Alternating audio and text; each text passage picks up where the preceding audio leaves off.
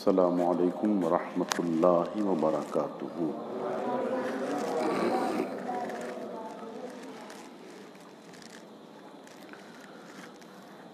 سرکار خواجہ غریب نواز شہنشاہ ہندوستان سلطان الہند عطائے رسول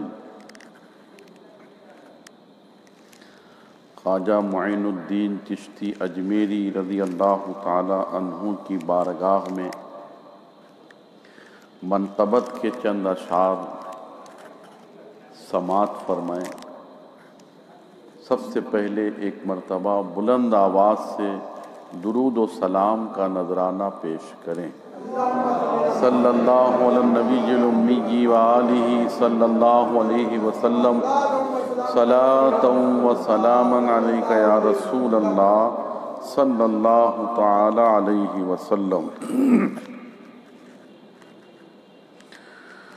خواجہ ہند و دربار ہے اعلیٰ تیرا، خواجہ ہند و دربار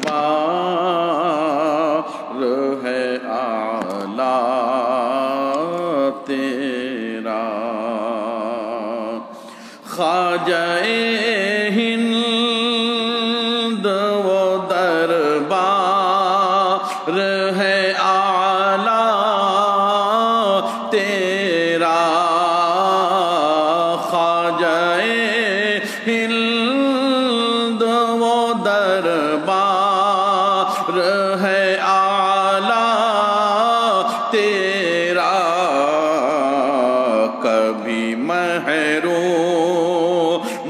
نہیں مانگنے والا تیرا، کبھی محروم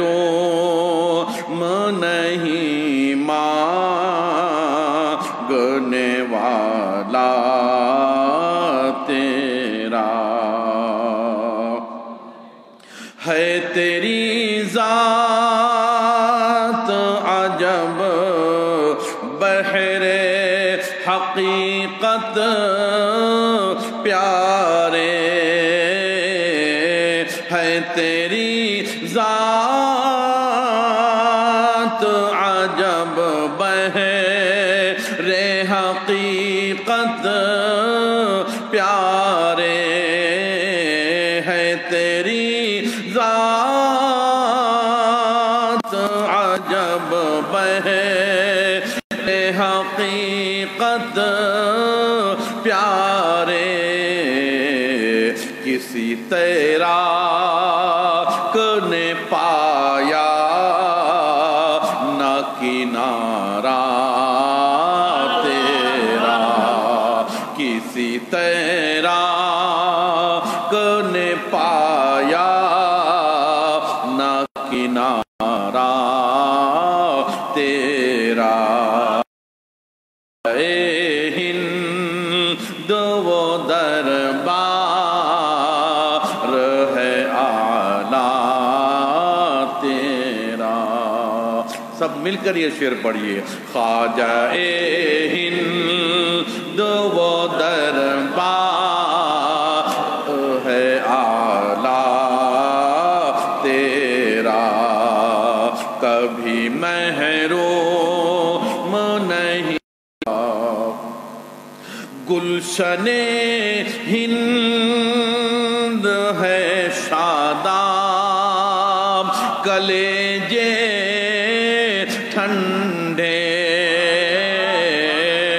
گلشن ہند ہے شاداب کلیجے ٹھنڈے،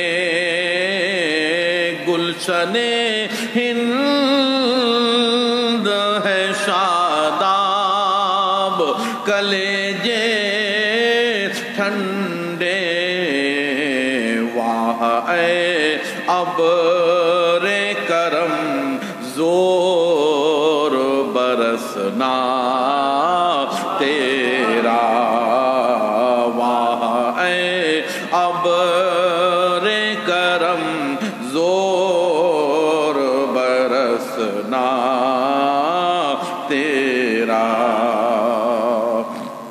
اور اس شعر میں مولانا حسن رضا خان اعلیٰ حضرت کے جو بھائی ہیں، انہوں نے آپ کے غریب نواز کے روضے کا کیا بہترین نقشہ کھینچا ہے، آپ سنیں آپ کا ایمان تازہ ہو جائے گا۔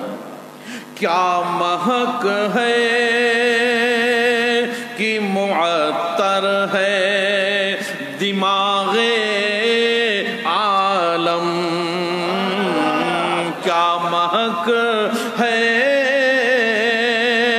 کہ معطر ہے دماغ عالم، یعنی آپ کے مزار سے ایسی خوشبو من نکل رہی ہے کہ ساری دنیا مہک رہی ہے۔ کیا مہک ہے کہ معطر ہے دماغ عالم، تختہ گلشن فردوس ہے روضہ تیرا، تختہ گلشن فردوس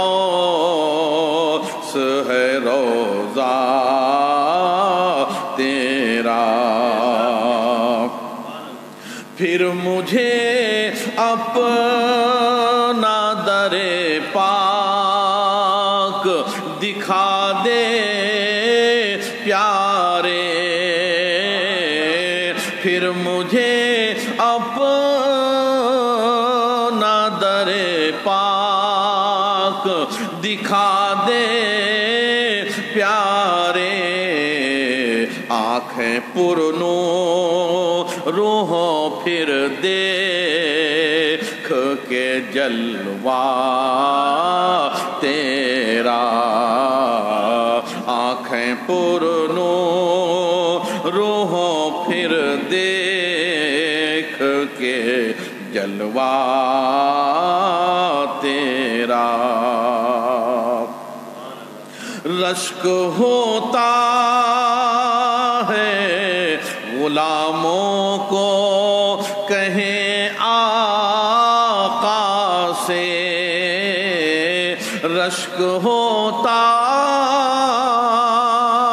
ہے غلاموں کو کہیں آقا سے، کیوں کہوں رشک دہ بدر ہے تلوار تیرا، خواجہ ہند وہ دربار ہے اعلیٰ تیرا۔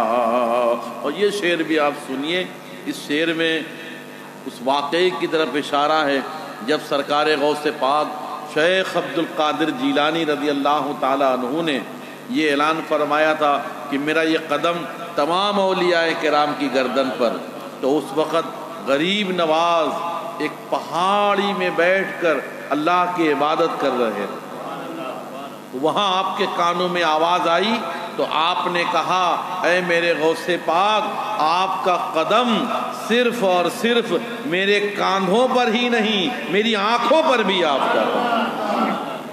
تو مولانا حسن رضا خان رحمۃ اللہ تعالیٰ علیہ نے کیا خوب اس کی طرف اشارہ کیا ہے۔ جب سے تو نے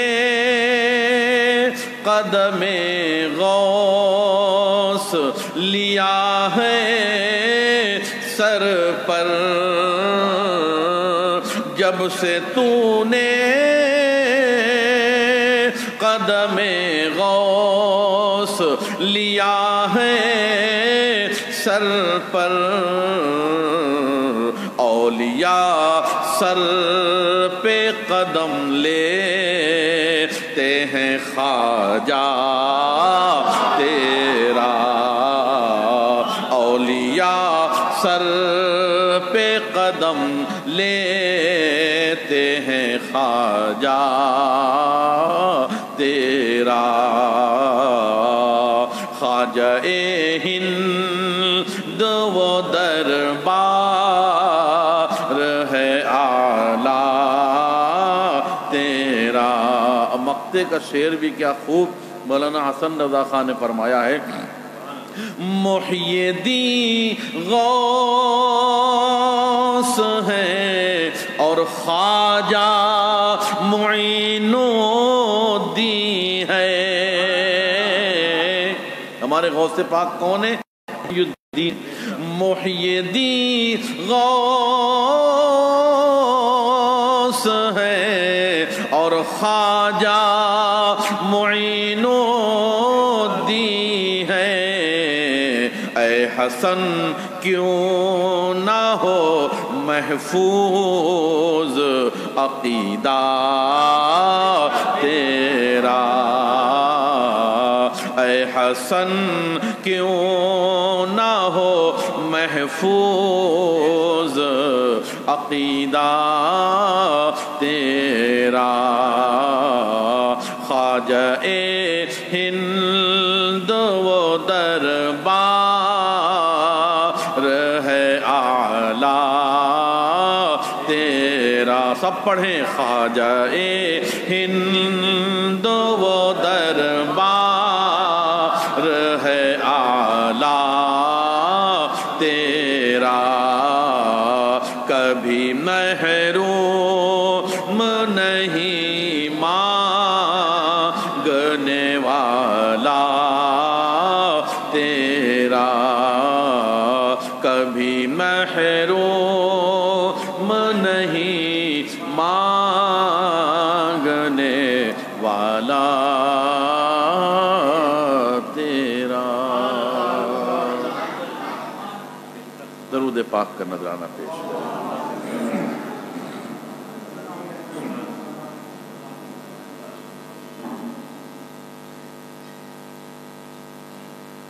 الحمدللہ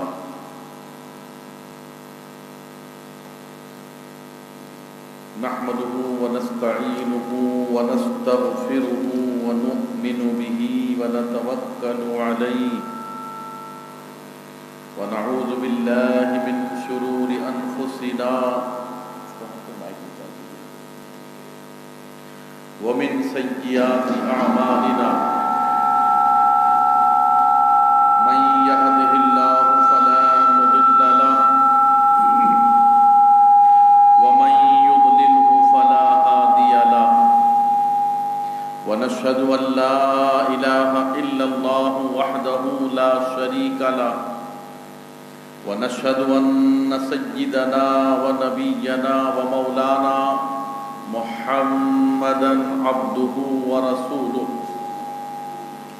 أما بعد فأعوذ بالله من الشيطان الرجيم، بسم الله الرحمن الرحيم، ألا إن أولياء الله لا خوف عليهم ولا هم يحزنون الذين آمنوا وكانوا يتقون۔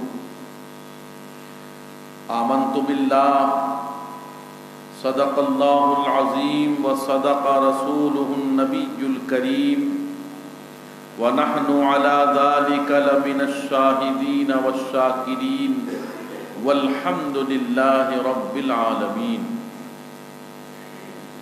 الصلاة والسلام عليك يا رسول الله، الصلاة والسلام عليك يا حبيب الله، الصلاة والسلام عليك يا نبي الله، وعلى آلك وأصحابك يا نور الله۔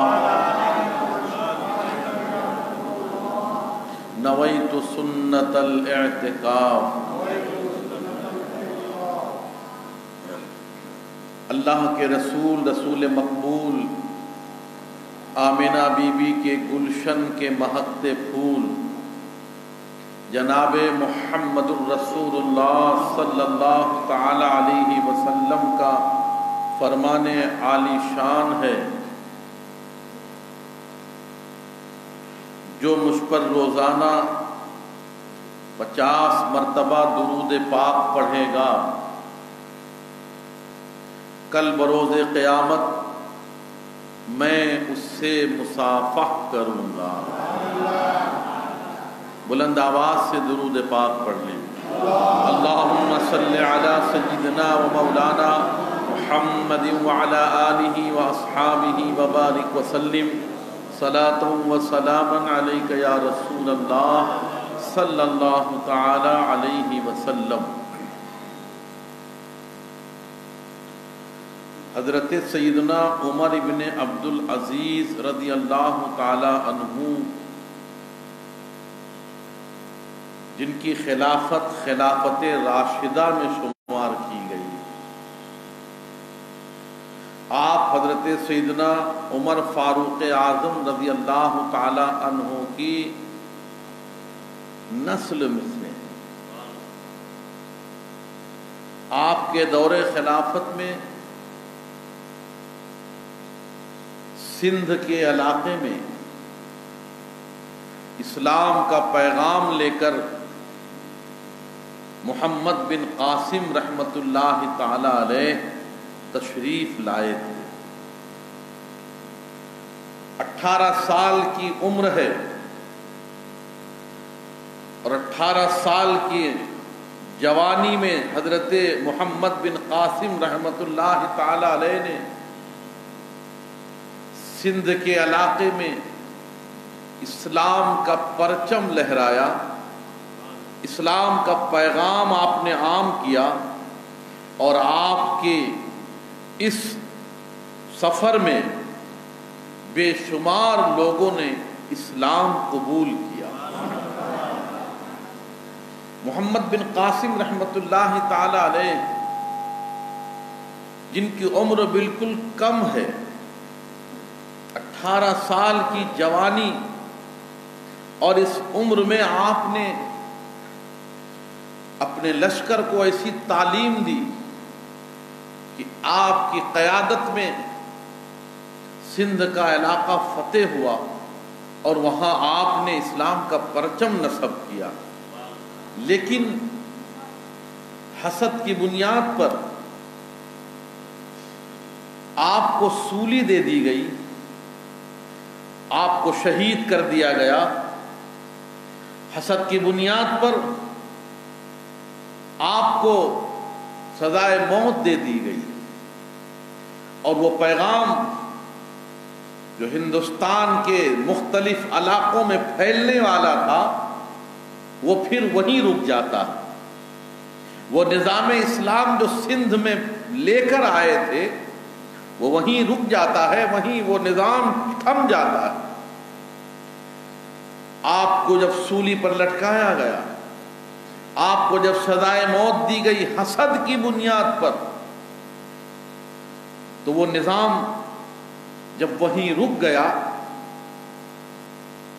تو پھر غیروں کی طاقتیں اور زیادہ جوش میں آئیں، اور ان لوگوں نے اسلام قبول کرنے والے غریب مسلمانوں پر مظالم ڈھانا شروع کر دیے۔ لیکن اللہ تبارک و تعالیٰ کا یہ کرم اور اس کے پیارے محبوب صلی اللہ تعالی علیہ وسلم کی یہ نظر عنایت کہ ہمارے ملک کی سرزمین پر رسول پاک صلی اللہ علیہ وسلم کی خاص نظر عنایت رہی ہے۔ رسول پاک صلی اللہ علیہ وسلم اپنی ظاہری حیات میں بھی خاص نظر کرم فرماتے رہے اس سرزمین پر۔ یہی وجہ ہے کہ یہاں اسلام آیا تو پھر واپس نہ گیا، نظام اسلام یہاں پر لایا گیا، پرچم اسلام یہاں پر لہرایا گیا، تو پھر اس کے بعد اس پرچم کو کوئی جھکا نہ سکا۔ اس پرچم کی ٹھنڈی ٹھنڈی ہوائیں ہمارے ملک کے دیگر علاقوں میں جاتی گئیں، اور لوگ ایمان سے جو ہے آشنا ہوتے گئے، رفتہ رفتہ لوگوں کے دلوں میں اسلام کی خوشبو پائی جانے لگی، اور پھر وہ نظام جو محمد بن قاسم لے کر آئے تھے وہ جو رک گیا تھا، اس نظام کو آگے بڑھانے کے لیے ہندوستان کے دیگر صوبوں اور دیگر شہروں تک اس نظام کو پہنچانے کے لیے رب کریم نے ایک دوسری ذات کا انتخاب فرمایا۔ اس ذات کو حضرت سیدنا محمود غزنوی رحمت اللہ تعالی علیہ کے نام سے یاد کیا جاتا ہے۔ حضرت محمود غزنوی رحمت اللہ تعالی علیہ ہندوستان تشریف لائے، اور آپ نے اس نظام اسلام کو جو پیغام محمد بن قاسم لے کر آئے تھے، جو رک گیا تھا، اس پیغام کو لے کر آگے بڑھے، اور محمود غزنوی کی فوج نے ہندوستان کے بیشتر علاقوں میں اس نظام کو پھیلایا، اور لوگ اسلام سے وابستہ ہوتے گئے اور مسلمان ہوتے چلے گئے۔ مگر چونکہ حضرت محمود غزنوی باہر سے تشریف لائے تھے، دوسرے ملک سے تشریف لائے تھے، اس لیے آپ کو بھی واپس جانا تھا اور آپ بھی واپس چلے گئے۔ پھر وہ نظام جو آگے بڑھا تھا وہ پھر رک گیا، جو آگے دیگر صوبوں تک پہنچا تھا وہ پیغام پھر وہیں رک گیا۔ یہ ایک تاریخی حقیقت ہے جو میں نے آپ کے سامنے رکھا ہے۔ حالانکہ حضرت محمود غزنوی کو آج تاریخ میں ایک غلط طریقے سے پیش کیا جاتا ہے، لیکن جب آپ حضرت محمود غزنوی رحمت اللہ تعالی علیہ کی سیرت پڑھیں گے، تاریخ پڑھیں گے، تو پتہ چلے گا کہ آپ اپنے وقت کے جلیل القدر ولی کامل اور عاشق رسول تھے۔ آپ اپنے مدح خادم خاص اور وزیر ایاز، جن کا نام محمد، ان کے بیٹے کا نام محمد تھا، ایاز کے بیٹے کا نام محمد تھا، حضرت محمود غزنوی رحمت اللہ تعالی علیہ بڑے ادب سے اس بچے کا نام لے کے پکارا کرتے تھے۔ مگر ایک مرتبہ ایسا ہوا کہ آپ نے اس بچے کا نام نہ لیا، اس بچے کا نام محمد تھا تو آپ نے اس بچے کا نام نہ لیا بلکہ اس بچے کو ایاز کا بیٹا کہہ کر پکارا۔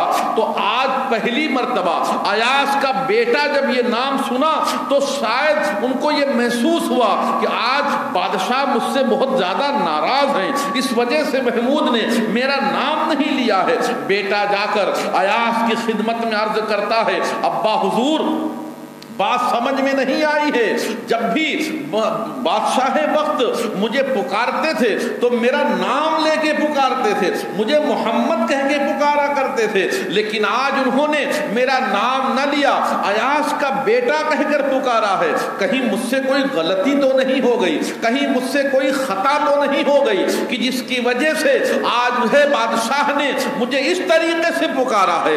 ایاز بڑے ہی ادب کے ساتھ محمود غزنوی کی بارگاہ میں حاضر ہوتے ہیں، عرض کرتے ہیں حضور گستاخی معاف ہو، میرے بیٹے سے کون سی ایسی غلطی ہوئی کہ جس کی وجہ سے آج میرے بیٹے کا نام نہ لے کر آپ نے ایاز کا بیٹا کہہ کر اسے پکارا ہے۔ اللہ اکبر۔ اے سننے والے اسلامی بھائیوں، محمود غزنوی کے عشق رسول پر قربان ہو جائیے۔ آپ کہتے ہیں اے ایاز یقیناً تمہارا سوال درست ہے اور تمہارا یہ پوچھنا بجا ہے، مگر بات دراصل یہ ہے کہ میں جب جب تمہارے بیٹے کا محمد نام لے کے پکارتا تھا میں باوضو ہوا کرتا تھا، میں وضو سے رہتا تھا تو تمہارے بیٹے کا نام محمد پکارتا تھا۔ آج میرا وضو نہیں تھا اس لیے میں نے بے وضو نام محمد لینا گوارا نہیں کیا۔ یہ آپ کے عشق رسول کا جیتا جاگتا ثبوت ہے کہ آپ بے وضو تھے، اس لیے آپ نے اپنے زبان سے محمد نہ لیا کہ کہیں بے ادبی نہ ہو جائے۔ اس نام پاک کی یہ عظمت اور یہ شان ہے کہ ہمارے بزرگان دین اس نام کو بے وضو نہیں لیا کرتے تھے۔ بڑا پیارا نام محمد ہے، سبحان اللہ۔ اس نام پاک کی عظمت و شان کو بزرگوں نے بیان کیا ہے کہ اگر نام محمد کی کما حقہ برکتیں ظاہر ہوتی تو اللہ کی قسم اس نام میں وہ تاثیر ہے کہ مردے بھی زندہ ہو جاتے۔ اس نام میں وہ تاثیر ہے. یہی وجہ ہے کہ ہمارے بزرگان دین نے فرمایا اپنے بچوں کا نام اچھے نام رکھے جائیں. پیدائشی نام ہو سکے تو محمد رکھا جائے تاکہ اس کی برکتیں ہمارے بچوں کو ملیں. محمود غزنوی رحمت اللہ تعالی علیہ جو نظام لے کر آگے بڑھے تھے وہ آگے چلا تو وہ اسلام کا پیغام دیگر علاقوں میں پہنچا تو دیگر صوبوں میں پہنچا تو ہندوستان کے بیشتر علاقوں میں یہ پیغام پہنچ تو گیا لیکن گھر گھر نہیں پہنچا, گلی گلی نہیں پہنچا, قریہ قریہ نہیں پہنچا. اور جب یہ واپس گئے تو نظام اسلام پھر وہیں تھم گیا اور وہ پیغام جو محمد بن قاسم اور محمود غزنوی لے کر آئے تھے وہ پھر رک جاتا, وہیں رک گیا وہ پیغام. اب چونکہ اس پیغام کو گھر گھر پہنچانا ہے, اسلام کی آواز گاؤں گاؤں پہنچانا ہے, اسلام کا مشن گھر گھر عام کرنا ہے, تو اس سے یہ پتہ چلا کہ یہ سعادت کسی اور کے حصے میں لکھی تھی. گھر گھر اسلام کو پہنچایا جائے یہ شرف کسی اور کو ملنے والا تھا. گاؤں گاؤں اسلام کا پیغام پہنچایا جائے یہ مقام اور یہ صفت کسی اور کو حاصل ہونے والی تھی. سبحان اللہ. آج ہم اور آپ سرکار خواجہ غریب نواز اجمیری رضی اللہ تعالیٰ عنہ کے عرس پاک کے موقع پر چھٹی شریف میں یہاں جمع ہیں. اے عاشقان خواجہ خوش ہو جاؤ کہ وہ نظام جو گھر گھر نہیں پہنچا تھا اس نظام اسلام کو اور اس مشن کو گھر گھر پہنچانے کے لیے اللہ نے اس عظیم ہستی کا انتخاب فرمایا ہے. اسی ہستی کو تو غریب نواز کہا جاتا ہے.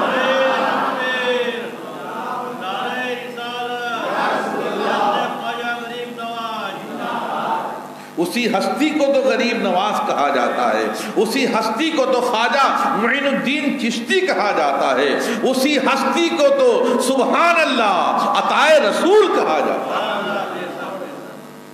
اور اللہ کے رسول صلی اللہ تعالی علیہ وسلم نے خود ارشاد فرمایا معین الدین یہ کام تمہیں جا کر کرنا ہے,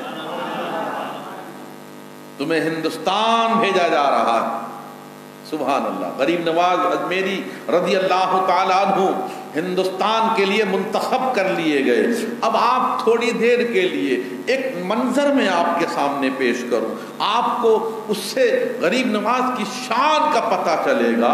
اللہ کے رسول صلی اللہ تعالی علیہ وسلم کے دور حیات میں یا صحابہ کرام کے دور حیات میں خلفائے راشدین کے زمانے میں جب کسی لشکر کو جنگ کے لیے روانہ کیا جاتا تھا تو یہ طے ہوتا تھا کہ اس لشکر کی کمان کسے سونپی جائے, امیر لشکر کسے بنایا جائے, لشکر کا جو ہے سپہ سالار کسے منتخب کیا جائے.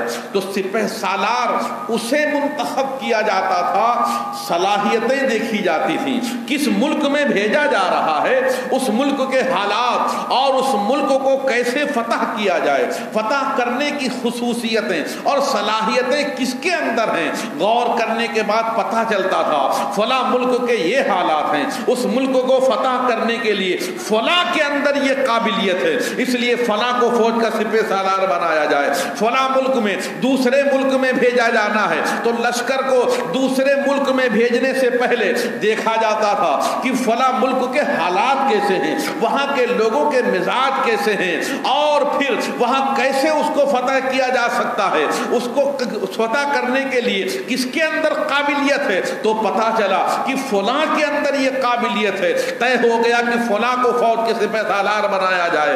یہی وجہ ہے مختلف مواقع پر الگ الگ صحابہ کرام علیہم الرضوان کو فوج کا سپہ سالار بنایا جاتا تھا. کبھی حضرت خالد بن ولید کو فوج کا سپہ سالار بنایا جاتا تھا, تو کبھی حضرت ابو عبیدہ بن جراح رضی اللہ تعالیٰ عنہ کو فوج کا سپہ سالار بنایا جاتا تھا, اور کبھی فوج کا سپہ سالار مولا کائنات کو بنایا جاتا تھا, علی مرتضیٰ کو بنایا جاتا تھا، جس کے اندر جیسی صلاحیتیں ہوتی تھیں اس کے مطابق اس کو علاقہ دیا جاتا تھا۔ اب آپ غور فرمائیے، بات یہ سامنے آئی کہ جس کے اندر جیسی خصوصیتیں اور صلاحیتیں ہوتی تھیں اس علاقے میں اسے فوج کا سپہ سالار بنا کر بھیجا جاتا تھا۔ ہندوستان کی سرزمین پر اسلام کا پرچم نصب کرنا ہے، ہندوستان کی سرزمین پر پیغام اسلام کو گھر گھر پہنچانا ہے، تو کون ہے جس کے اندر وہ تمام صلاحیتیں ہو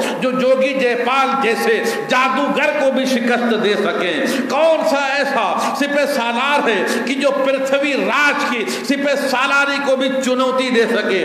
کون ایسا شخص ہے کہ جس کے اندر یہ صلاحیتیں ہوں کہ آگ کے پجاریوں کی بھی آگ کو ٹھنڈی کر سکے؟ کون ایسا شخص ہے کہ جو شخص جلتی ہوئی آگ کو گلزار بنا سکے؟ کس کے اندر ایسی صلاحیتیں ہیں؟ رسول پاک ہمارے اور آپ سب کے آقا و مولا جناب محمد الرسول اللہ صلی اللہ علیہ وسلم نے جب اس ملک پر غریب نواز کو بھیجا تو ان کو وہ تمام صلاحیتیں عطا فرما دی جن صلاحیتوں کی ہندوستان میں ضرورت تھی۔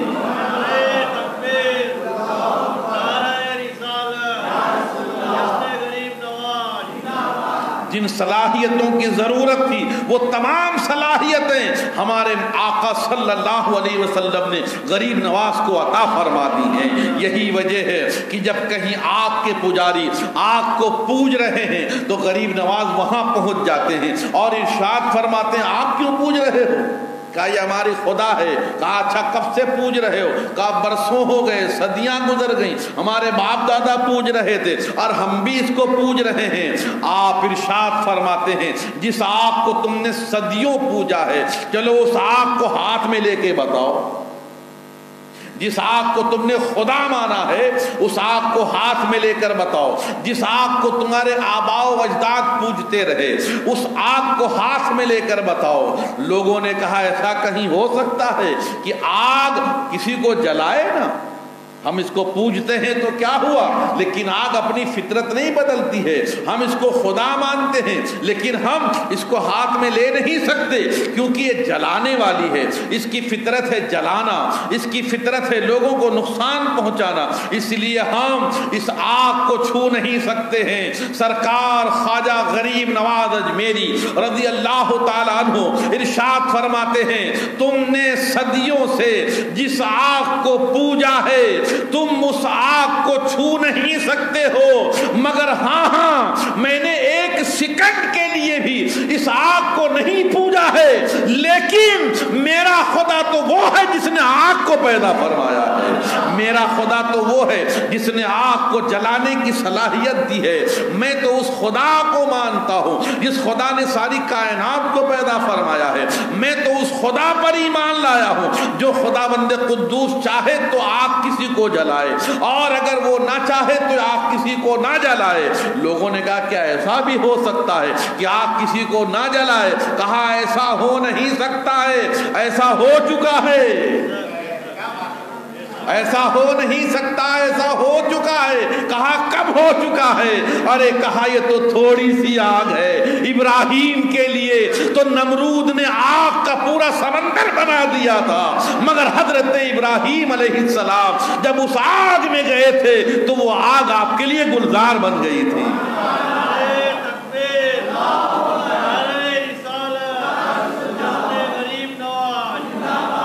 وہ آگ آپ کے لیے گلزار بن گئی تھی، وہ آگ آپ کے لیے باغ بن گئی تھی۔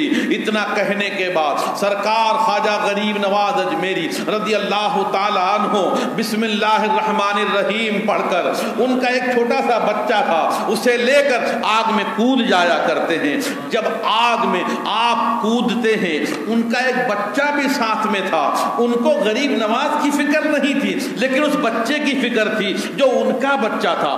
آگ کے پجاریوں کا بچہ تھا. انہوں نے کہا ارے ہمارا بچہ, ارے ہمارا بیٹا آگ میں چلا گیا, اب کیا ہوگا؟ لیکن سبحان اللہ, ہمارے آقا و مولا رحمت عالم جناب محمد الرسول اللہ صلی اللہ علیہ وسلم نے انہیں وہ صلاحیتیں دی تھیں اور انہیں وہ منصب و مقام عطا فرمایا تھا کہ آج موقع ہے تو شان ابراہیمی کے جلووں کو دکھا دیں. حضرت سیدنا غریب نواز اجمیری رضی اللہ تعالیٰ عنہ تھوڑی دیر کے بعد اس آگ سے اس بچے کو لے کر سلامت آگ کے باہر تشریف لے آتے ہیں اور ارشاد فرماتے دیکھ لو یہ آگ ہے جس نے مجھے نہیں جلایا, یہ وہ آگ ہے جس نے تمہارے بچے کو نہیں جلایا. کمال آگ میں نہیں ہے, یہ کمال ہماری خدا کے ذات میں ہے. وہ جسے چاہے تو آگ جلا دے, جسے چاہے تو آگ نہ جلائے. اس لیے یہ میرا کمال نہیں ہے, یہ میرے خدا کی شان ہے کہ آگ ٹھنڈی ہو گئی ہے. سبحان اللہ. وہ آگ کے پجاری جنہوں نے برسوں تک آگ کو پوجا تھا, کچھ نہ ملا تھا, غریب نواز کی اس کرامت نے انہیں اسلام عطا فرما دیا. ایسے نہ جانے کتنے واقعات ہیں. سبحان اللہ. یہ شان ہمارے غریب نواز اجمیری رضی اللہ تعالیٰ عنہ کی ہے کہ کہیں حضرت ابراہیم علیہ السلام کی شان کے مظہر بنتے ہیں تو آگ کو گلزار کر دیتے ہیں, اور کہیں سیدنا موسیٰ کلیم اللہ علیہ السلام کے شان کے مظہر بنتے ہیں تو سبحان اللہ بڑے بڑے جادوگروں کو قدموں میں جھکاتے ہوئے نظر آتے ہیں. سرکار غریب نواز اجمیری رضی اللہ تعالیٰ عنہ نے جادوگروں کو کلمہ پڑھایا. سرکار غریب نواز اجمیری رضی اللہ تعالیٰ عنہ نے سبحان اللہ بڑے احسن طریقے سے اسلام کے پیغام کو ہندوستان کی زمین پر عام کیا, اور آپ جیسے جیسے زمانہ گزرتا چلا گیا کفر کی تاریکی چھٹتی چلی گئی اور ہمارے ملک پر نور اسلام عام ہوتا چلا گیا. سرکار غریب نواز اجمیری رضی اللہ تعالیٰ عنہ کی بارگاہ میں ایک دن ایک بڑھیا آتی ہے, رونے لگی. کہا حضور میرے بڑھاپے کا سہارا چھن گیا. کہا کیا مطلب؟ کہا فلاں علاقے کے حاکم نے, میرا ایک جوان بیٹا تھا, اسے بے قصور تھا, وہ کوئی غلطی نہیں تھی, اس حاکم نے بلا وجہ میرے بیٹے کو سولی پر لٹکا دیا, قتل کر دیا ہے میرے بیٹے کو, کوئی نہیں ہے میرا سہارا, میں تنہا ہوں. حضور آپ ہیں, بس اب آپ سے امید لگی ہے, آپ مجھ پر کرم فرما دیجئے, آپ میری اس پریشانی میں میری مدد فرمائیے. حضرت غریب نواز اجمیری رضی اللہ تعالیٰ عنہ اس بڑھیا کی بات کو سن کر بڑا رحم آ جاتا ہے, بڑا ترس کھاتے ہیں, اور آپ ارشاد فرماتے چلو کہاں ہے تمہارے بیٹے کی لاش؟ اللہ اللہ. حضرت غریب نواز آپ کے مریدین اور محبین آپ کے ساتھ ساتھ ہیں, آگے آگے سلطان الہند جا رہے ہیں, آگے آگے ہندوستان کا سلطان جا رہا ہے, پیچھے پیچھے آپ کے مریدین ہیں. ایک جگہ پہنچے, ایک جوان کی لاش پڑی ہوئی تھی. سرکار غریب نواز اجمیری نے اس لاش کو مخاطب کر کے کہا کہ اے نوجوان, اگر واقعی میں تو بے قصور ہے اور یہاں کے بادشاہ نے اگر واقعی میں تجھے بے قصور قید ہے, مارا ہے, تجھے بے قصور قتل کیا ہے, تو معین الدین کہتا ہے تو زندہ ہو جا, اٹھ کے بیٹھ جا. سبحان اللہ. اتنا کہنا تھا کہ وہ جوان زندہ ہو کر بیٹھ جایا کرتا.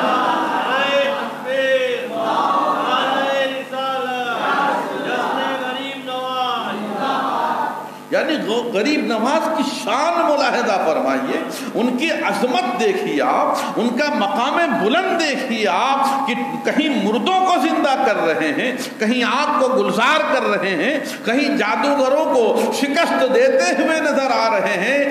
یہ شان واقعی میں اگر ملی ہے ہمارے غریب نواز کو تو اسے عطائے رسول ہی کہا جائے گا.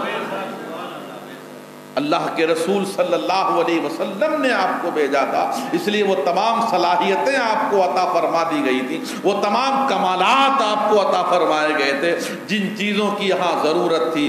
ایک طرف آپ ایک مردہ کو زندہ کرتے ہیں تو دوسری طرف حضرت خواجہ قطب الدین بختیار کاکی رحمت اللہ تعالی ایک بڑا پیارا واقعہ ارشاد فرماتے ہیں۔ وہ فرماتے ہیں کہ ایک مرتبہ آپ کے ایک مرید کا انتقال ہو گیا، غریب نواز قبرستان تشریف لے گئے، تجہیز و تکفین ہو گئی، لوگ چلے گئے، مگر غریب نواز اپنے مرید کے سرانے بیٹھے رہے قبر پر۔ خواجہ قطب الدین بختیار کاکی رحمت اللہ تعالی علیہ فرماتے ہیں میں دیکھ رہا ہوں غریب نواز کا چہرہ، پہلے تو آپ کے چہرے پر رونق تھی، خوشی تھی، لیکن تھوڑی دیر کے بعد میں نے دیکھا کہ غریب نواز گھبرا گئے، آپ کا کھلا ہوا چہرہ مرجھا گیا، اداس ہو گئے، آپ بہت بے قرار۔ سرکار قطب الدین بختیار کاکی کہتے ہیں میری سمجھ میں نہیں آیا کہ اچانک غریب نواز کے چہرے پر یہ بے قراری کیسی، غریب نواز اس قدر اداس کیوں ہو گئے، غریب نواز اس قدر جو ہے تو آپ مایوس کیوں نظر آ رہے ہیں، بات سمجھ میں نہیں آ رہی ہے، بظاہر کچھ ہوا یہ بھی نہیں نظر آ رہا ہے، لیکن پھر بھی آپ بے قرار ہیں، پھر بھی آپ اداس ہیں۔ حضرت خواجہ قطب الدین بختیار کاکی کہتے ہیں کہ تھوڑی دیر ہوئی تھی کہ میں نے پھر دیکھا کہ غریب نواز کے چہرے پر مسکراہٹ آ گئی، غریب نواز کا چہرہ پھر مسکرانے سے ہنسنے اور خود جو ہے تو کھل اٹھا، پھر غریب نواز خوش ہو گئے، آپ کا چہرہ پھر تر و تازہ ہو گیا۔ بات سمجھ میں نہیں آئی کہ پہلے اداس اور پھر چہرہ تر و تازہ، پھر چہرے پر نورانیت، پھر چہرے پر خوشی، بات سمجھ میں نہیں آئی۔ آپ سے حضرت خواجہ قطب الدین بختیار کاکی عرض کرتے حضور آج میں نے جو دیکھا مجھے حیرت آئی ہے، بات سمجھ میں نہیں آ رہی ہے کہ یہ سب کیا ہوا ہے، کیوں آپ اداس ہو گئے تھے، کیوں آپ مسکرانے لگے تھے؟ غریب نواز کی نگاہوں کا فیضان دیکھیے، غریب نواز کی نگاہوں کی تاثیر دیکھیے۔ ولی صرف اور صرف زمین کے اوپر ہی نہیں دیکھتا، زمین کے اندر بھی دیکھا کرتا ہے، ولی زمین کے نیچے دیکھا کرتا ہے۔ غریب نواز فرماتے ہیں اے قطب الدین بات دراصل یہ ہے، یہ میرا مرید جس کا انتقال ہوا تھا، قبر میں نکیرین آئے تھے، نکیرین نے میرے مرید سے سوال و جواب کرنا شروع کیا، سوال و جواب میں میرے مرید کی زبان پھنس رہی ہے، سوال و جواب میں میرا مرید جگمگاتا ہوا نظر آ رہا ہے۔ میں بڑا حیران ہوں کہ یا اللہ اب کیا ہوگا میرے مرید کا، اور کس حال میں میرا مرید اس امتحان میں کامیاب ہوگا، لیکن میں دیکھ ہی رہا تھا کہ وہ سوالوں کے جواب میں جو ہے اس کو کچھ نظر نہیں آ رہا ہے۔ میں بہت گھبرایا، میں بہت بے قرار ہوا، لیکن تھوڑی ہی دیر ہوئی کہ اتنے میں قبر کے اندر میرے پیر و مرشد حضرت خواجہ عثمان ہارونی رحمت اللہ تعالی علیہ تشریف لاتے ہیں اور فرماتے ہیں فرشتوں جانتے نہیں ہو یہ میرے معین الدین کا مرید ہے، جانتے نہیں ہو یہ میرے معین الدین کا مرید ہے۔ سبحان اللہ۔ حضرت عثمان ہارونی رحمت اللہ تعالی علیہ فرماتے ہیں یہ میرے معین الدین کا مرید ہے، اسے چھوڑ دیا جائے۔ فرشتے رب کریم کی بارگاہ میں عرض کرتے ہیں مولا یہ تیرا بندہ عثمان یہ کہہ رہا ہے، کیا کیا جائے؟ رب کریم کی بارگاہ سے فرشتوں کو جواب ملتا ہے جو عثمان کہہ رہے ہیں وہی کیا جائے، انہیں چھوڑ دیا جائے، انہیں میں نے بخش دیا ہے۔ سبحان اللہ. حضرت عثمان ہارونی رحمت اللہ تعالی علیہ کی سفارش سے میرے مرید کو بخش دیا گیا ہے. حضرت غریب نواز فرماتے ہیں جب اسے بخشش کا پروانہ مل گیا تو مجھے خوشی ہو گئی. یہ ہے غریب نواز کی شان. اور آپ کو معلوم ہے کہ غریب نواز اجمیری رضی اللہ تعالیٰ عنہ جو آپ کو باغ ملا تھا، پنچکی ملی تھی، وہ سب آپ نے بیچ کر راہ خدا میں صدقہ کر دیا. سخاوت دیکھیے آپ، سب لٹا دیا راہ خدا میں. یہ باغ ہے بیچ دی، فقراء میں تقسیم کر دیا. یہ پنچکی اسو بھی بیچ کے سب بانٹ دیا غریبوں میں. اجمیر تشریف لائے جب آپ تو سخاوت تو آپ کی پہلے سے مشہور تھی. سرکار غریب نواز اجمیری رضی اللہ تعالیٰ عنہ نے دیکھا کہ اجمیر میں بہت سے غریب ہیں، اجمیر میں بہت سے مفلس ہیں، بہت سے نادار ہیں جن کے یہاں چولہا جلتا ہوگا نہیں جلتا ہوگا، کسی کے یہاں فاقے ہو رہے ہوں گے، کسی کی مفلسی اس کو بھوکا سلا دیتی ہوگی. غریب نواز نے کہا کل سے میرے اجمیر میں کوئی بھوکا نہیں سوئے گا. اعلان کر دو جس کے یہاں نہیں ہے وہ غریب نواز کے لنگر پر آئے کھاتا ہوا جائے. سرکار غریب نواز اجمیری رضی اللہ تعالیٰ عنہ کے جب لنگر کا اعلان ہوا، اب آپ کے آستانے پر بھیڑ لگنے لگی، آپ کی خانقاہ میں بھیڑ ہو گئی، کھانا بڑھتا چلا گیا، دیگیں بڑھتی چلی گئی. اور جب پکانے والا باورچی اور خادم جس کی نگرانی میں لنگر بڑھتا تھا وہ شام کے وقت لسٹ لے کر آتا، حضور آج اتنے غریبوں میں کھانا کھلایا گیا، حضور آج اتنا لنگر تقسیم ہوا ہے، حضور آج اتنا بڑا بل بنا ہے. سبحان اللہ. روایت کتابوں میں لکھا ہوا ہے اور خود حضرت خواجہ قطب الدین بختیار کاکی رحمت اللہ تعالی علیہ بھی اس واقعے کو بیان کرتے ہیں کہ جب آپ کی خدمت میں خادم لسٹ لے کر آتا، خرچے کا پورا پرچہ لے کر آتا کہ حضور اتنا خرچہ ہوا ہے، تو جانتے ہو سرکار غریب نواز کی کیا شان ہوتی تھی. آپ اپنا مسلح اٹھاتے تھے، مسلح کا ایک کونا ہٹا کر اس سے فرماتے تھے اس میں سے جتنا خرچہ ہوا ہے لے جا، اس میں سے جتنا خرچہ ہوا ہے لے جا. آپ کا ایک کونا ہٹتا تھا، لنگر کا سارا خرچہ وہاں سے اسے مل جایا کرتا. جب تک غریب نواز بقید حیات رہے، جب تک وہ لنگر چلتا رہا، آپ کے مسلح کا کونا اٹھتا چلا جاتا تھا. غریب بھوک اور پیاس سے سیراب ہوتے چلے جاتے تھے. یہ شان تھی سرکار غریب نواز اجمیری رضی اللہ تعالیٰ عنہ. لیکن پیارے اسلامی بھائیوں، جہاں ایک طرف یہ غریب نواز کی کرامتیں ہیں، جہاں ایک طرف غریب نواز کی یہ شان ہے، جہاں ایک طرف غریب نواز کا یہ مقام بلند ہے کہ آپ مردوں کو زندہ کریں، جہاں غریب نواز کی یہ شان آپ گلزار بنا دیں، جہاں غریب نواز کی یہ شان کہ آپ کے آستانے پر کبھی کوئی بھوکا نہ رہے بلکہ آپ کا لنگر سدا جاری رہے، جہاں غریب نواز کی یہ شان کہ آپ کے برکتوں سے نہ جانے کتنوں کے گھر چلے اور نہ جانے کتنوں کو ایمان کی دولت نصیب ہوئی، نگاہ کرامت ڈالتے تھے تو دنیا بدل جاتی تھی، کائنات کا نظام بدل جاتا تھا. غریب نواز ہی ہیں کہ جنہوں نے انا ساگر کو ایک پیالے میں جمع کر لیا ہے.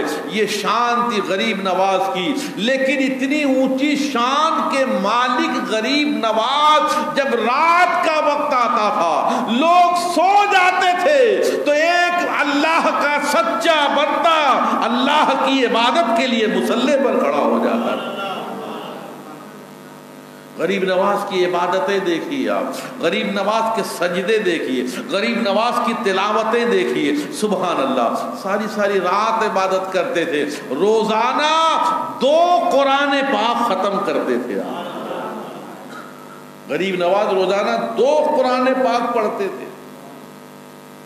نمازوں کی پابندی، تہجد کی پابندی، قرآن پاک کی تلاوت کی کثرت، سبحان اللہ، اتنی اونچی شان کے مالک ہیں مگر نمازوں میں کوئی کمی نہیں ہے۔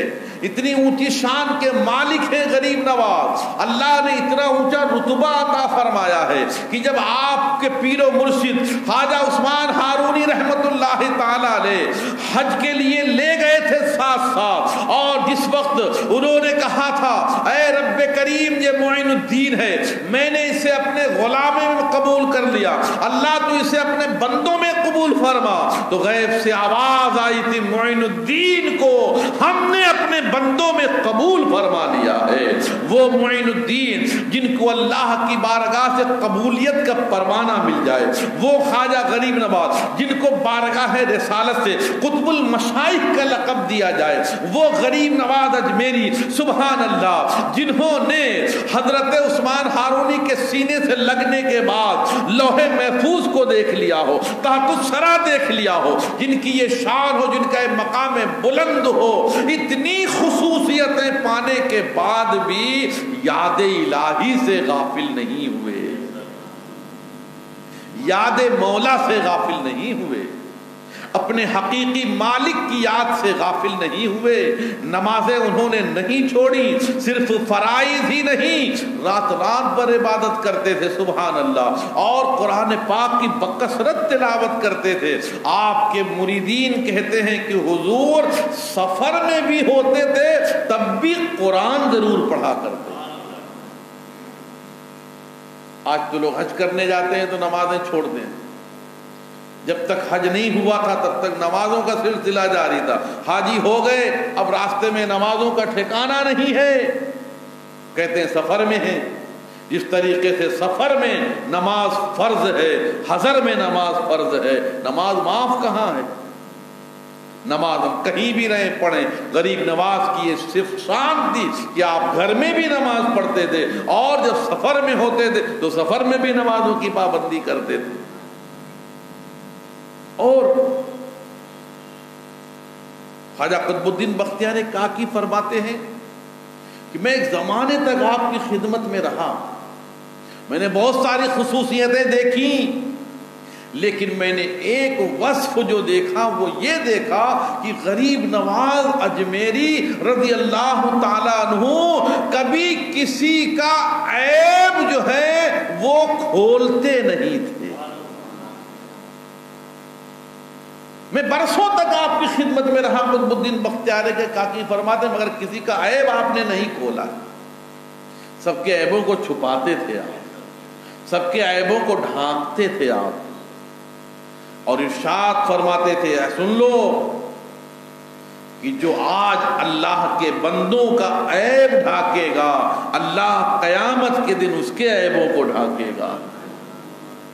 عیبوں کو ڈھانپنا، لوگوں کے عیوب کو پردہ ڈال دینا، ایک طرف جب ہم اپنے آقا و مولا جناب محمد الرسول اللہ صلی اللہ علیہ وسلم کی سیرت پاک کا مطالعہ کرتے ہیں تو آپ کی سیرت میں بھی ہمیں یہ نمایاں بات نظر آتی ہے کہ میرے آقا علیہ السلام بھی لوگوں کے عیبوں کو چھپاتے تھے، اسی طریقے پر غریب نواز عمل کر رہے ہیں تو آپ بھی لوگوں کے عیبوں کو چھپاتے ہیں، کسی کے عیب کو ظاہر نہیں کرتے ہیں۔ حدیث پاک میں آتا ہے لوگوں کے عیبوں کو چھپانا سیکھو، ورنہ اگر تم کسی کے عیبوں کو لوگوں کے سامنے ظاہر کرو گے تو میرے آقا فرماتے ہیں لوگوں کے عیبوں کو اچھالنے والا اگر اپنے گھر کے اندر بھی رہے گا تب بھی ایک نہ ایک دن وہ ضرور ذلیل و رسوا کیا جائے گا۔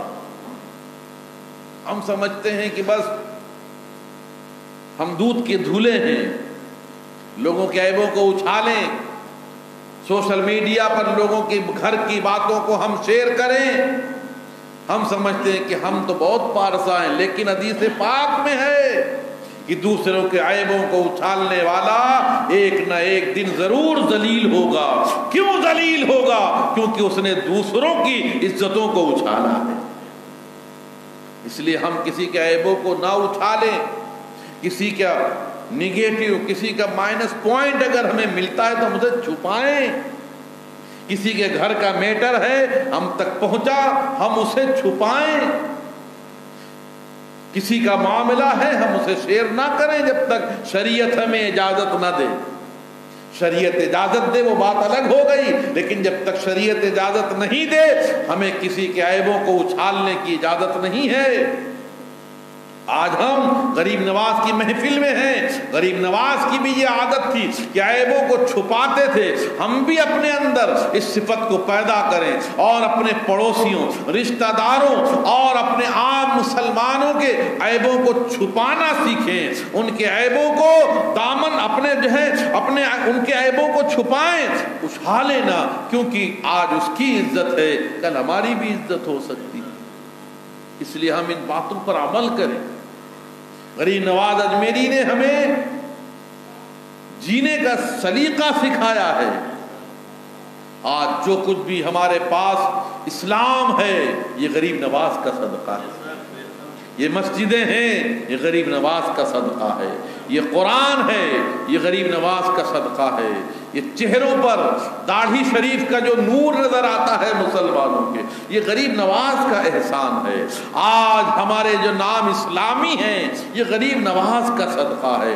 آج جو ہم شان کے ساتھ جی رہے ہیں اس ملک میں اور ایسے حالات میں جبکہ کفار و مشرکین ہمیں اور آپ کو نشانے پر رکھے ہوئے ہیں، ایسے عالم میں بھی اگر مسلمان شان کے ساتھ جی رہا ہے تو کہنا پڑے گا یہ غریب نواز کی حکومت ہے جو ہمیں بچائے ہوئے ہے.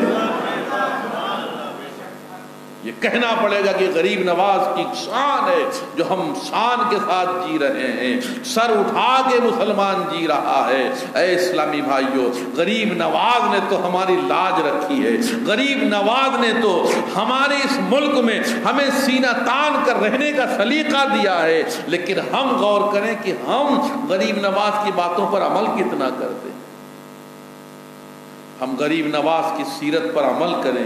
غریب نواز کے نام سے نظر النیاز بھی خوب کریں، خوب دیگیں پکوائیں، خوب ان کے نام سے لنگر کریں، سب کچھ کریں، لیکن غریب نواز کی سیرت پر عمل ضرور کریں. غریب نواز کی بتائی ہوئی باتوں پر عمل ضرور کریں. غریب نواز کی باتوں پر عمل کرنا یہ ہمارے لیے دنیا میں بھی نفع بخش، آخرت میں بھی ہمارے لیے فائدہ مند ہے. اس لیے ہم غریب نواز اور تمام بزرگان دین، اولیاء کرام کی باتوں پر عمل کریں، اپنے اندر عمل بیدار کریں. ہم صرف جمعہ والے مسلمان نہ رہیں. ہمارے بزرگان دین اولیاء کرام جمعے والے نہیں تھے، وہ رات بھر عبادت کرنے والے تھے. صحابہ کرام کی زندگی دیکھیے آپ، رات بھر عبادت کرنے والے لوگ تھے. غوث پاک کو دیکھیے آپ، رات بھر عبادت کرتے تھے.